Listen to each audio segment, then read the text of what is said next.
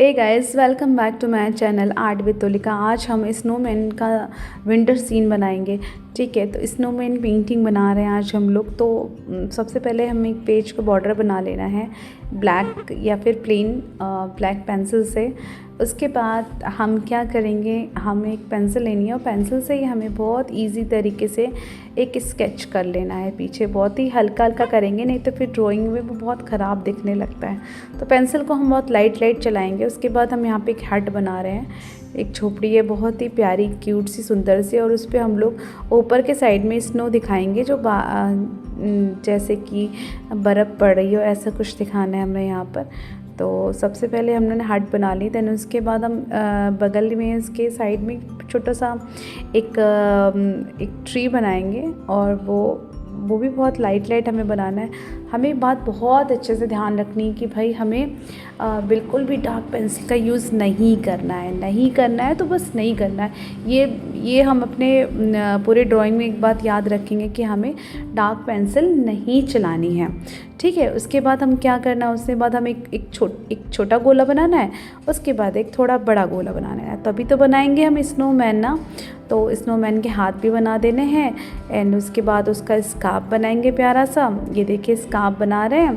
Then उसके बाद हम इसमें जो कुछ भी ऐड करना चाहते हैं, लाइक हमें अगर यहाँ पर फ्रिल्स बनानी है, उस स्कार्फ की फ्रिल्स बनानी है, और यहाँ पर हम उसका कैप बना रहे हैं। इसके बाद हम आईज़, नोज़, बटन्स, जो भी चीज़ें स्नोमैन के पास होती हैं, हमें वो सारी चीज़ें बनानी है। ठीक है, तो भाई यहाँ पर अब हम इसकी आईज़ बना रहे हैं। देन उसके बाद हमें इसके नोज़ एंड इसका लिप्स एंड माउथ। ठीक है, तो ये चीज़ें तो बन गई हैं। उसके बाद अब हमें सोचना है कि इसमें हमें कलर्स कौन से यूज़ करने हैं। तो अब हम इसमें देखिए स्नो पड़ रही हो तो थोड़ा सा ब्लू वाइट ऐसा ही हम कुछ कलर कॉम्बिनेशन रखेंगे इस पूरी स्नोमैन पेंटिंग के सीन में। ठीक है, तो फिर मुझे लग रहा था कि यहाँ पर कुछ कम लग रहा है, तो मैंने यहाँ पर एक और पेड़ ऐड कर दिया। देखिए, तो इस ट्री को बनाने के लिए हमें सबसे पहले छोटा सा ट्रायंगल बनाना है। देन उसके बाद उसकी जो अंदर में थी वो सारी डिटेलिंग्स फिल कर देनी है। देन उसके बाद हम यहाँ पर लेंगे कलर्स। तो सबसे पहले जैसा कि मैंने आपको बताया कि हमने लाइट ब्लू कलर ले लिया है। लाइट ब्लू कलर लेने के बाद हमें यहाँ पर अच्छे से किनारे में, मतलब ऊपर साइड पे थोड़ा डार्क और अंदर साइड पे हमें थोड़ा लाइट कलर करने हैं। ठीक है, तो ये करना बहुत ज़रूरी, नहीं तो इसमें बहुत ही जो प्यारा सा इफ़ेक्ट होता है वो बिल्कुल भी नहीं आएगा।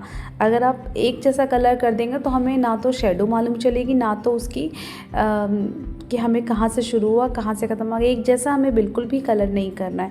एक बात ये हमेशा याद रखिएगा कि हमें शेडिंग तरीके से कलर करना है, तब जब कोई चीज़ बन के तैयार होती है तो बहुत ही ब्यूटीफुल लगती है। ठीक है, तो फर्स्ट हमें यहाँ पर देखिए डार्क करना है। देन उसके बाद हमें पूरे में लाइट कलर फिल करना है। ठीक है, तो हम कोई भी कलर यूज़ कर सकते हैं यहाँ पर। तो यहाँ पर तो मैंने क्रेयॉन्स कलर लिया, आप ऑयल पेस्टल भी ले सकते हैं। ऐसे ही बहुत इजी तरीके से हम सारा कुछ फिल कर देंगे।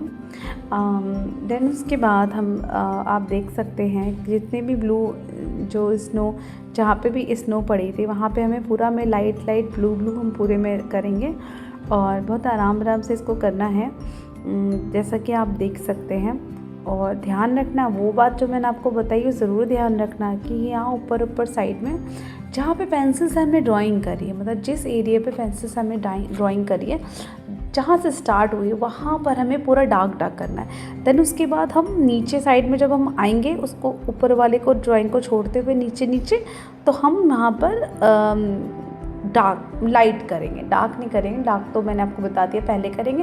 पहले डार्क टू लाइट होगा। ठीक है, मतलब डार्क टू लाइट में बोलिए, पहले आप डार्क करोगे देन उसके बाद आप लाइट करोगे। ठीक है, तो जो चीज़ें रह गई हैं जैसे इसकी कैप है, तो कैप में हमने डिसाइड करा कि भाई यहाँ पर जो कॉम्बिनेशन के हिसाब से ब्लू के साथ रेड बहुत ही अच्छा लग रहा है, तो मैंने इसकी कैप है, अगर आप चाहो तो आप कैप का कलर अपने हिसाब से चेंज भी कर सकते हैं। ऐसा कुछ नहीं है कि कैप का कलर रेड नहीं हो सकता, ब्लू नहीं हो सकता, पिंक नहीं हो सकता।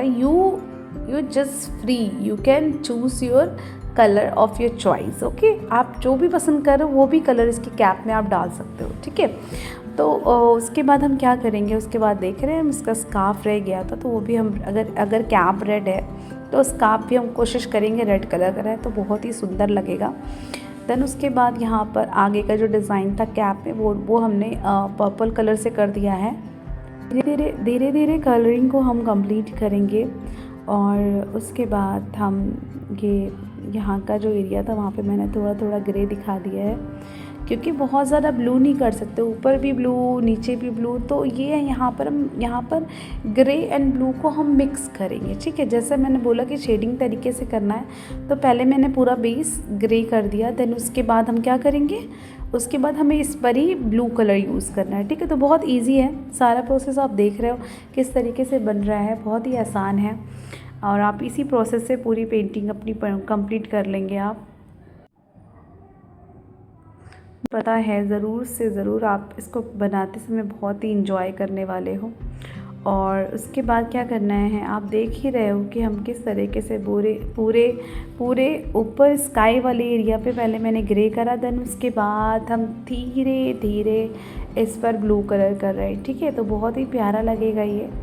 उसके बाद सबसे मेन चीज़, एक बात आपको ध्यान रखनी है, कोई भी ड्राइंग करिए तो उसकी आउटलाइनिंग बहुत इम्पॉर्टेंट, उस आउटलाइनिंग से ही आपकी जो पेंटिंग होती है उसमें बहुत खूबसूरत हो जाती है। और सच बताऊं तो 4 चाँद लग जाते हैं अगर आप बस आपकी पेंटिंग में अगर आपने कुछ भी बनाया हो, अगर आप उसमें ब्लैक कलर से आउटलाइनिंग कर देते हैं, मैं सच कह रही हूँ, आप एक प्लेन पेंटिंग देखना जिसमें आउटलाइनिंग नहीं करी हो ब्लैक कलर से, और एक दूसरे पेंटिंग देखना जिसमें आपने आउटलाइनिंग कर दी, तो आप खुद ही फ़र्क महसूस करोगे इस काम को करने के बाद। ठीक है, तो यहाँ पर देखिए जो चीज़ें बची हुई हैं, स्नो है और ये जो हाउस था, हट थी, ये मैंने यहाँ पर इसको फिनिशिंग कर दिया है। तो उसके बाद पीछे की तरफ जो आप देख रहे हो एक ग्रीन कलर का ट्री था, उसको भी मैंने ग्रीन क्रेयॉन से ही पूरा फिल कर दिया है।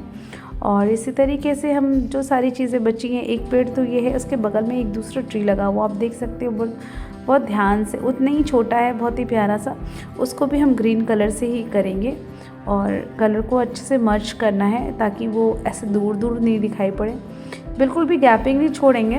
गैपिंग की जगह पर हम कोई उसी का ही लाइट कलर, लेकिन हमें गैपिंग नहीं छोड़नी है। ठीक है बच्चों, बहुत ही आराम से, बहुत ही स्लोली हमें कलर को फिल करना है। तो यहाँ पे जैसा कि मैंने कहा कि स्केच पेन से आउटलाइनिंग से बहुत ही अच्छा लगने लगता है, तो वैसे ही मैं यहाँ पर कर रही हूँ। मैंने स्केच पेन से आउटलाइनिंग कर ली है और इसके बाद यहाँ पर जो चीज़ें थी उसको थोड़ा सा हाईलाइट कर दिया है। और उसके बाद इसको फाइनल टच देने के लिए हमें क्या करना है वो भी मैं आपको बता चुकी हूँ। वो तो फाइनल टच देने के लिए आपको उसमें ब्लैक कलर का मार्कर या फिर ब्लैक स्केच पेन का यूज़ करना ही करना है।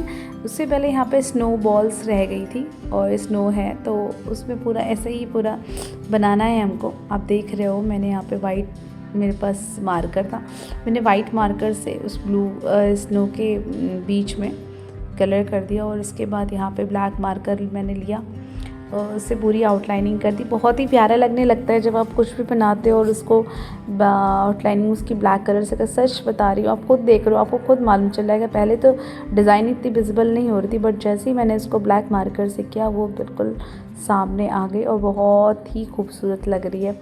इसको बना ज़रूर लीजिएगा क्योंकि ये आपको बहुत ही बनाने में मज़ा आने वाला है।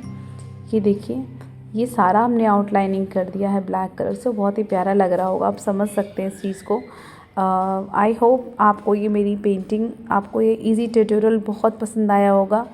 और अगर पसंद आया हो तो प्लीज़ इसको लाइक कर दीजिए और मेरे चैनल को सब्सक्राइब कर दीजिए।